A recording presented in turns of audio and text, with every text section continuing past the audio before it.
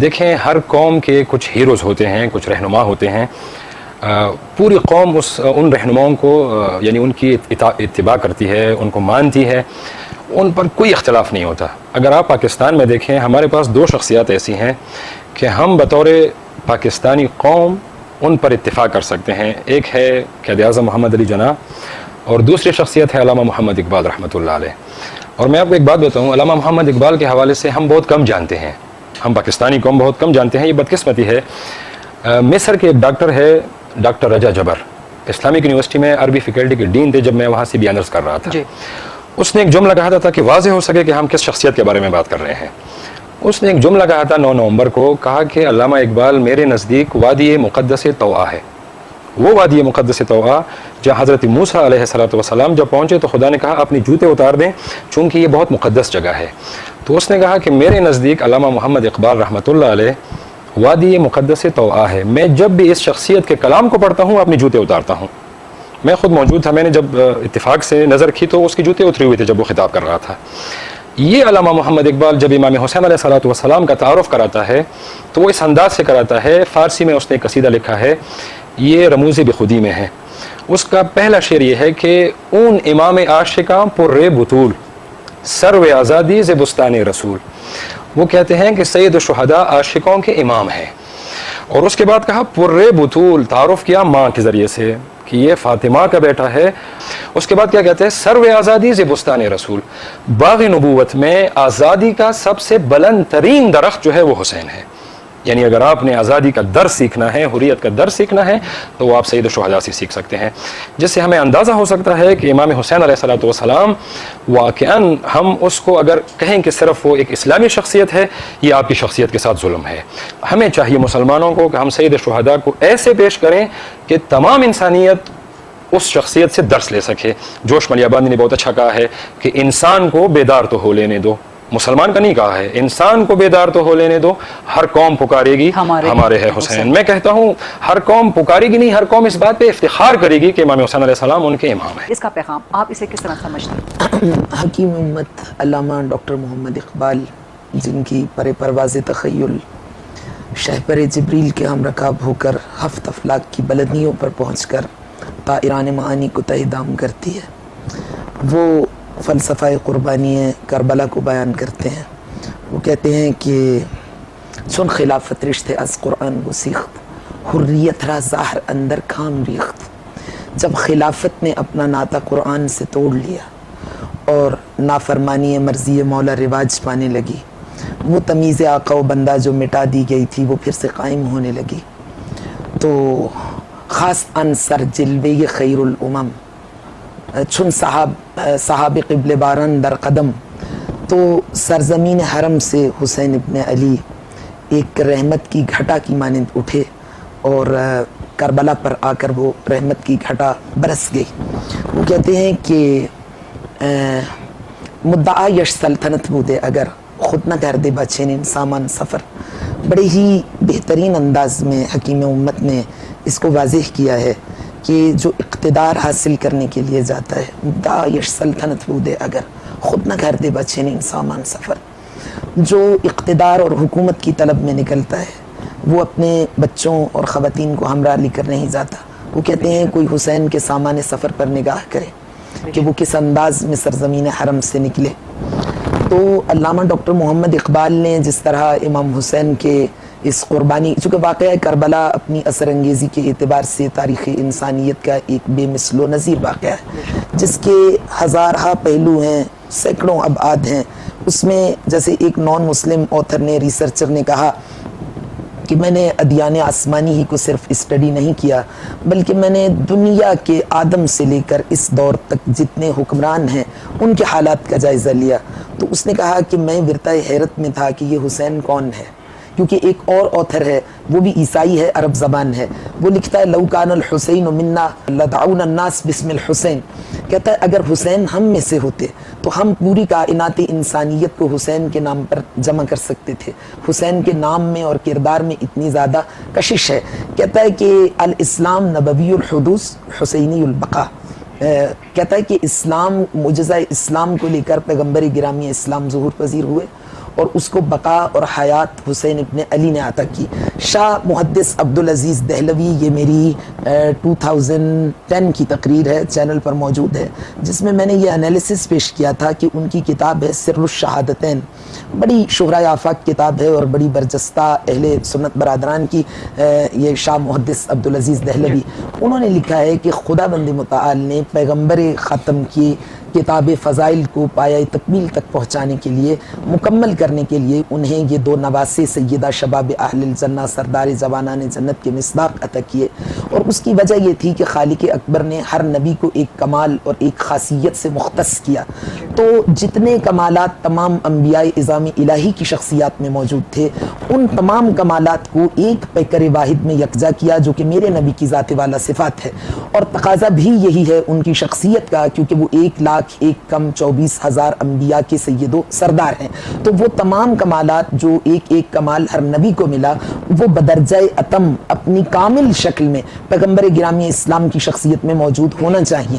تو وہ کہتے ہیں کہ کچھ انبیاء شہید ہوئے، بعض زہر سے شہید ہوئے، بعض تلوار سے ہوئے، مگر پیغمبر گرامی اسلام کا شہید ہونا اسلام کی مصلحت میں نہ تھا، اس لیے کہ دورانیہ بہت مختصر تھا، انقلاب عالمی انقلاب تھا، اور جو ریولوشنری سیٹ اپ سرکار نے اس وقت قائم کیا تھا وہ نیست و نابود اور تباہ و برباد ہو جاتا اگر سرکار کو شہید کر دیا جاتا، اور مسلمانوں میں مایوسی کی ایک لہر دوڑ جاتی.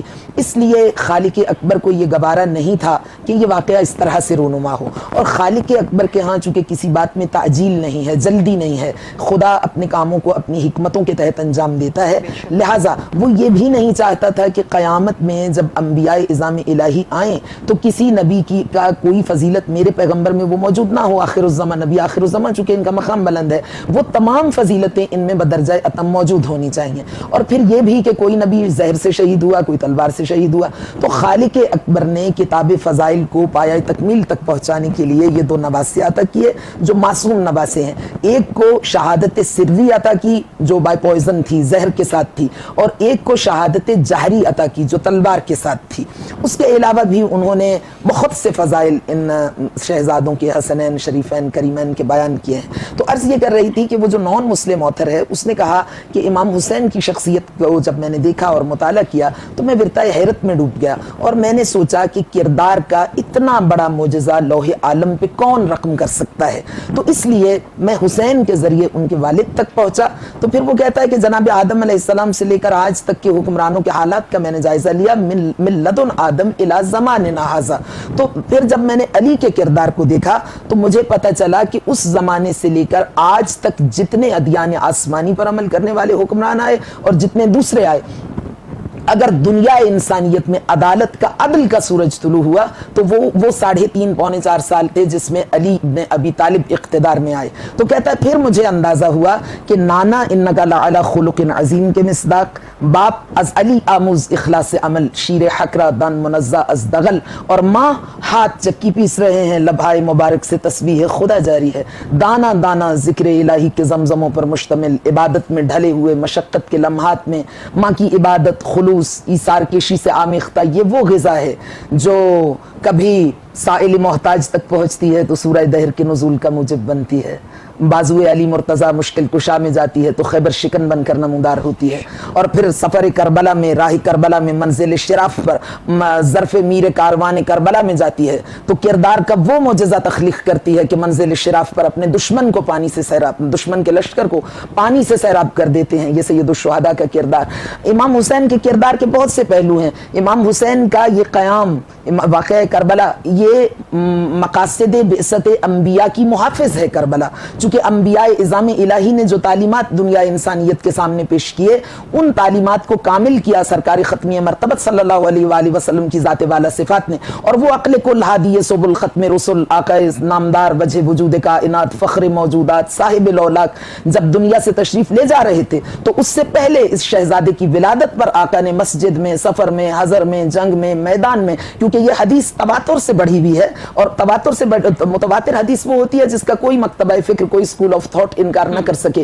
تمام مکاتب فکر اسلامی نے یکساں صحت کے ساتھ بیان کیا اس حدیث کو کہ آقا نے فرمایا حسین منی وانا من حسین، حسین مجھ سے ہے. تو یہ بات تو انڈرسٹوڈ ہے کہ نواسا نانا سے ہو سکتا ہے لیکن میں حسین سے ہوں، یعنی دین الہی کی بقا وجود حسین سے مشروط ہے, مرتبط ہے حسین کی ذات والا صفات سے. حسین ہیں تو اسلام ہے, حسین نہیں تو اسلام نہیں. آقا نے فرمایا حسین منی وانا من حسین. اس پہ بہت سی کتابیں لکھی گئیں اور بہت سے علماء نے اس پہ تبصرہ کیا کہ کتنا بلند مقام ہے حسین ابن علی کا اور ان کی قربانی کا. اور جیسا کہ آپ نے سنا قرآن کریم میں خالق کائنات نے جو بیان کیا, یا بنی انی اری فی المنام انی اذبحک فانظر ماذا تری قال یا ابت افعل ما تؤمر ستجدنی ان شاء اللہ من الصابرین.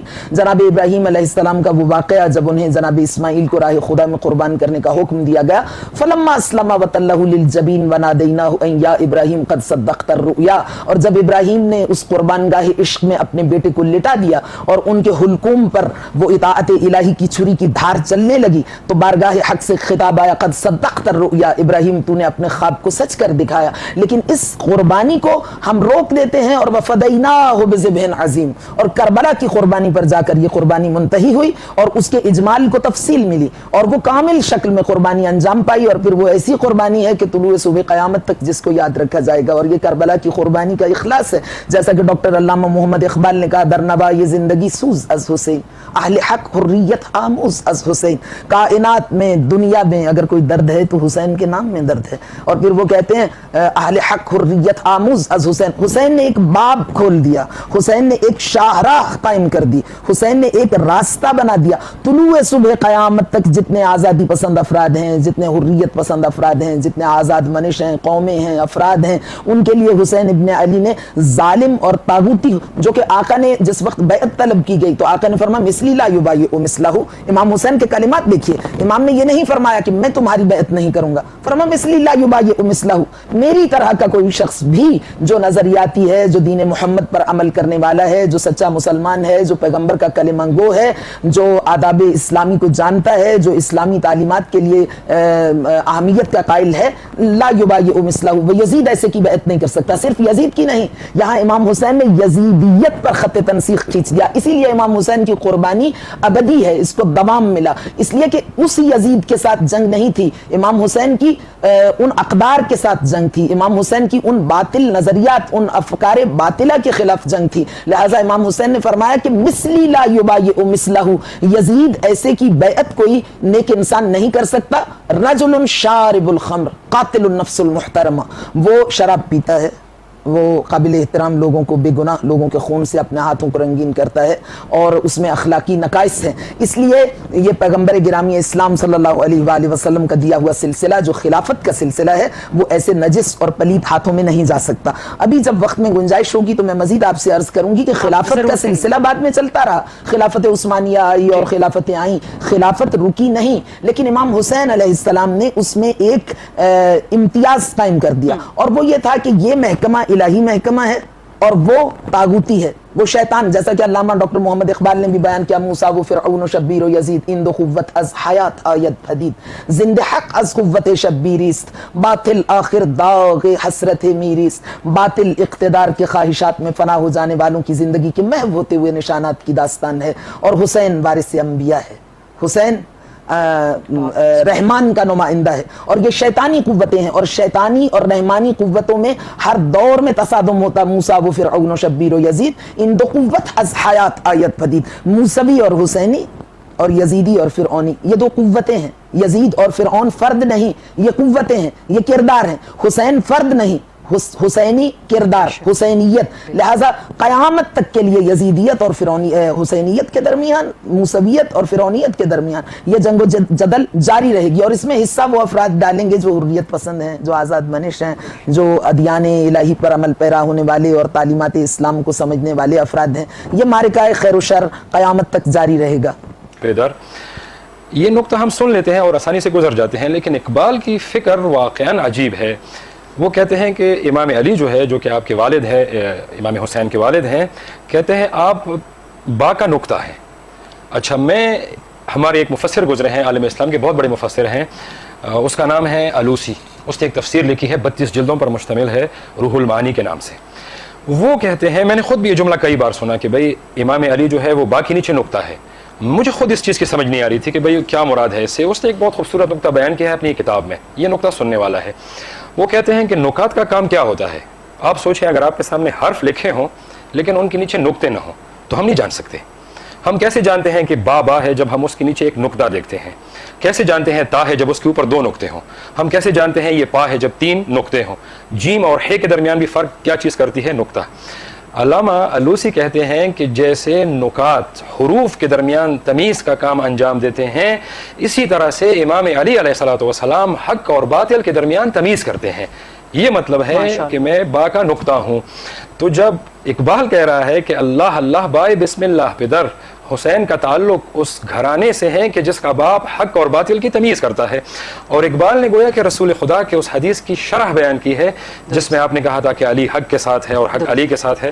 پھر صرف ایک نقطہ آخر میں کہ اور پھر یہ کہا کہ پروردگار حق کو وہاں لے جا جہاں علی جاتے ہیں۔